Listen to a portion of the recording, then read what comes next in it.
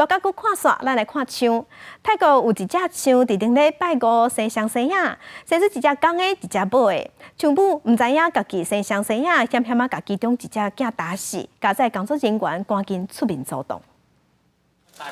枪仔囝活伫咧枪母边仔，伫咧冲凉，看起来真古水。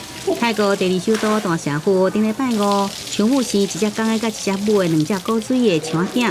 不过，这母的枪仔囝生的过程有点惊险，伊差点啊互枪母打死，因为枪母毋知影讲家己生的是双生仔，有两只枪仔囝。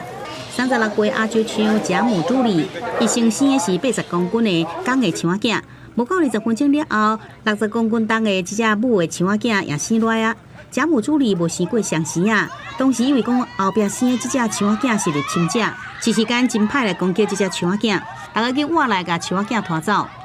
Of course, the mother attacked that baby because she'd never had twins before, because it's very rare, and that had caused her some pain, so she was attacking it. 边仔伫咧看饲这大枪的工作人员看到了后，赶紧来阻止这枪母。不过过程中有人互枪母打到，不幸受伤。刚才尾啊，枪母有停落来，枪仔囝也平安无代志。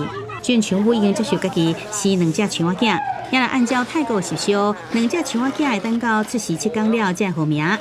公视新闻，徐婉玲编译。